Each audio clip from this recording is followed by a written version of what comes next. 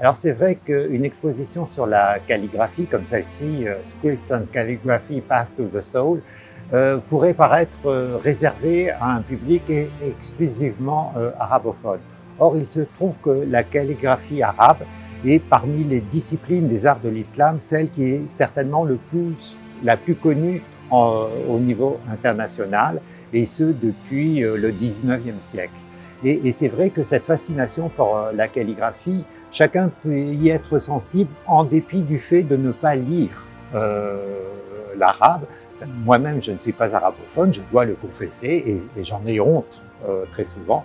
Mais néanmoins, je pense que justement la façon dont le parcours de l'exposition a été pensé autour de 4 thèmes, c'est-à-dire la lumière, la lettre, l'espace et la poésie d'une part, et surtout le dialogue permanent qui est fait entre des pièces anciennes et des pièces contemporaines, permet justement une ouverture d'esprit là où on ne l'attend pas nécessairement quand on annonce un parcours sur la calligraphie.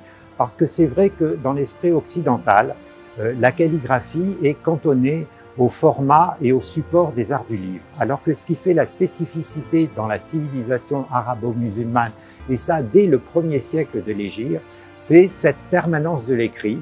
Alors évidemment qui va d'abord transcrire les versets du texte coranique, mais très vite et en même temps que se développe cette calligraphie sur le support du parchemin ou du papier, elle se développe aussi dans une dimension et sur des formats tout à fait inattendus et sans équivalent dans les autres civilisations. Alors cette calligraphie, on va la trouver bien sûr sur des objets, que ce soit des objets d'usage princier ou des objets d'usage plus quotidien, sur lesquels on peut avoir des versets coraniques, des aphorismes, des proverbes et surtout des bons vœux. Mais on va surtout la rencontrer dans l'architecture. Et dans l'architecture, ça c'est un vecteur qui permet d'identifier de l'Espagne jusqu'à la muraille de Chine, en quelque sorte, cette présence de la civilisation de l'islam. Et dans cette architecture, la calligraphie va s'accompagner de la 3e dimension, chose qu'elle n'a pas sur le support du papier ou du parchemin.